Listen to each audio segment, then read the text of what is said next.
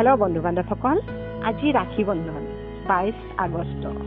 22 আগষ্টৰ দিন ৰাখী বন্ধন উৎসৱ পালন কৰা হয় গোটেই ভাৰতবৰ্ষতে। আৰু শাওণ মাহত পূৰ্ণিমা তিথি। এইবাৰ 474 বছৰ পিছত বৰ ভাল লগ্ন পৰিছে। ৰাজযুগত ৰাখী বন্ধন পৰিছে।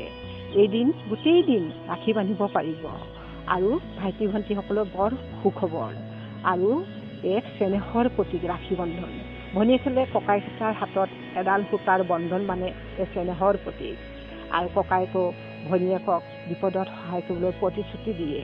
ৰাখী বন্ধন বৰ অমূল্য গোটেই ভাৰতবৰ্ষত ধুমধাম কৰি পালন কৰা হয়। ৰাখী বন্ধন মই এটা শাৰী গাবলৈ ওলাইছোঁ।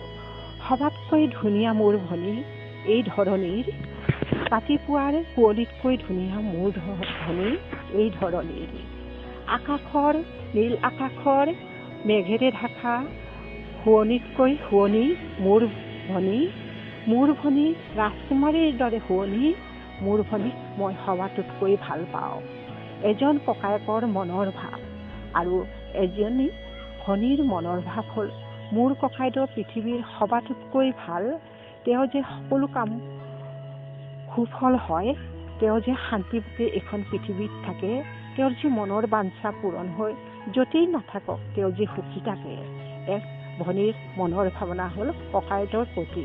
এইখন পৃথিৱীৰ ঈশ্বৰৰ লীলা।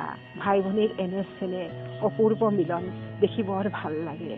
এই যে ঈশ্বৰৰ দান ভাই ভনী, জনম জনমৰ বন্ধন ভাই ভনী, আজি ৰাখী বন্ধন।